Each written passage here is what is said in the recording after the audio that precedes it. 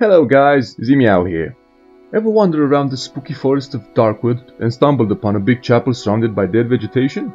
Or maybe you were trying to get to Knothole Glade, and on your merry way you saw another chapel and then you asked yourself, are these just for decoration, or is there more to it?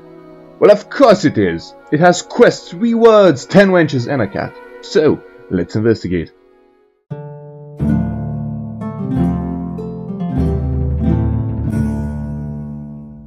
As far as we know, there are two sacred buildings in the land of Albion known as Evil Chapel and Temple of Light. The first you will most probably stumble upon is the creepy one, so we will start there. It is located on the road between Bowstone and Oakvale on the east side of the map and is also known as Chapel of Skorm.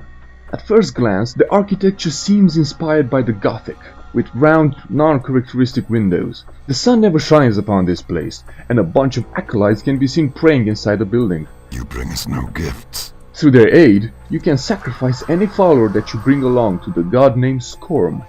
Repeating this ritual in return will earn you his favor, offering you the title of Necromancer, restoring 10 years of your life, and gifting you Skorm's bow, the greatest long-range weapon in Albion. Its origin is unknown. Who made it, who wielded it, remains a mystery, so we can safely assume the god himself crafted it and gave it to you. Its lightning and sharpening augmentations makes it a good weapon against hobs, screamers and nymphs. All these actions will clearly shift your alignment towards evil, thus changing your appearance. Plus, there's a chest around the building that contains an assassin's shirt. Something shady is going on there. Attacking the worshippers will trigger a ghostly voice that says, "Imbecile! My acolytes are your channel to me." Most likely Skorm getting pissed because you're breaking his shit, but more on that in a minute. On the other side of the map we have the Temple of Light, also known as the Temple of Evil, or Avo, near Knothole Glade. This one has more of a Byzantine style, even though the Catholic Gothic style was in the west and the Byzantine Orthodoxy was in the east. Here their locations are reversed. Clearly they messed up. Plus, these guys wear black robes for some reason.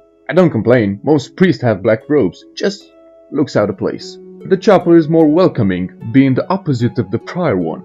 Always daytime, raining, and calm music.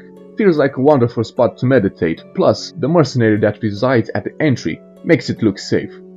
Inside you can interact with the two hooded characters that will instruct you in how to win Avo's blessings.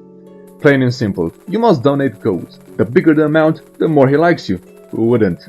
After a reasonable huge amount of gold, you will get the title Paladin, will be rewarded 10 years of your youth back, and receive a legendary weapon called the Sentinus. Let me give you some backstory.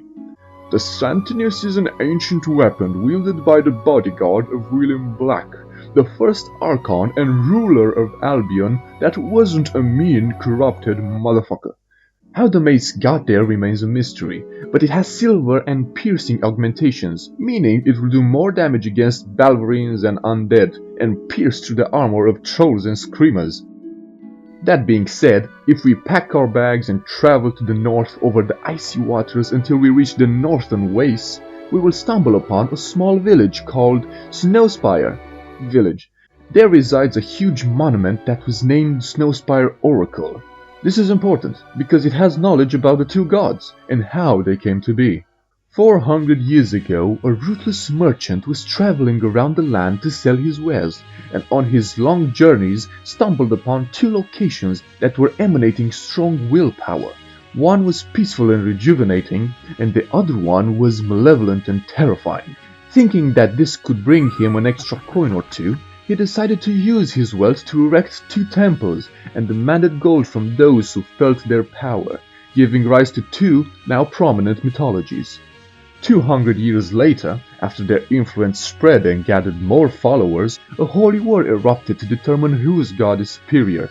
The winner is not obvious since both temples are still standing, but different artifacts that were used during that time can still be found around Albion. If all this is true, then who speaks to you when you attack the believers? Now they shall show my anger.